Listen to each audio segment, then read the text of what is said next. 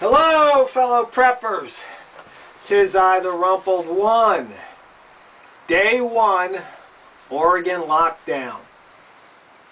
Yeah, our governor has seen fit to lock the state down again because of the coronavirus, COVID-19. And you know, some people are about headed up the hair with this. Now, having to wear a mask. Now people can't go to work. Some people can't go to work. People have to stay home.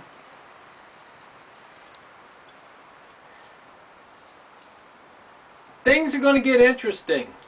You know, I haven't put out a prepper video probably in over a year, maybe two. Part of the reason for that is I really don't have that much new to say. Once I put a systematic approach to prepping and realized that you need to prepare to respond to a disaster, your response to the disaster rather than what the disaster is. And I realized there's really basically only 3 responses, and 2 of them you could consider combined. You either bug in, shelter in place, stay put. And that's what we're going to have to do in COVID-19. So you have to be prepared to do that for an extended period of time. You know, have a few months or a few years worth of toilet paper put back.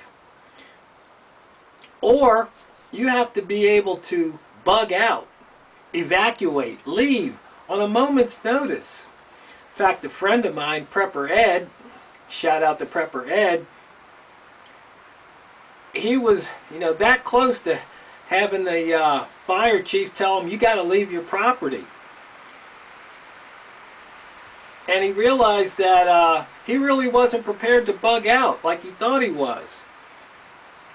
So it gave him time to do everything he needed to do, so now he knows what to do. So that's something you have to consider yourself. And the third thing is basically get home, which you could consider it bugging out from wherever you are. But getting home usually is a little bit different than bugging out. You have a different mindset. One, when you bug out, normally you're taking what you need with you. When you're trying to get home, you're trying to go to where what you need is. So that's the distinction. That's why I separated the 3. You know, I'm not a conspiracy theorist type person, but I want you to remember where you heard this first. COVID-19, coronavirus, is a world problem. It's not just a U.S. problem. And world problems need world solutions. Welcome to the New World Order.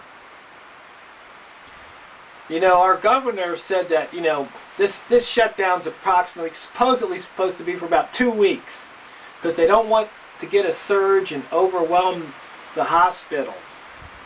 But let's just look at the reality of the situation. They shut down Halloween. They're shutting down Thanksgiving. Why, oh why, won't they shut down Christmas and New Year's too? So I'm saying we should get a calendar and circle a date when you think the shutdown's going to be over here in Oregon. I say it won't be until we have the new president, either Biden or Trump, for a second term in office. So I say we're going to probably be shut down until January. I could be wrong, and I hope I'm wrong. But just based on, you know, my back of the envelope or on napkin analysis, I just don't see us, I don't see the governor lifting this restriction. You know, some people want to challenge saying, you know, you don't have to wear a mask, it's not a law. It didn't go through the state legislature.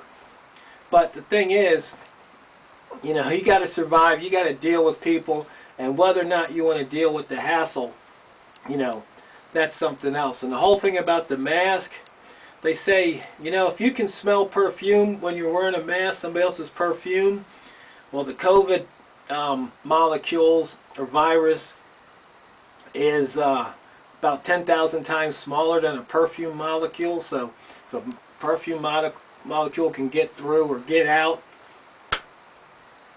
how's that mask going to stop COVID? But I'm not really into the mask debate, tell you the truth. I wear a mask for a couple of reasons. But, you know, this might be the type of thing where the vaccine's coming, and in order for you to travel, you might have to show you had the vaccine. In order for you to do business, you might have to show you had the vaccine. Once again, welcome to the New World Order. So I'll probably be checking in from time to time, giving you updates here. But just remember, if you fail to prepare, you're preparing to fail.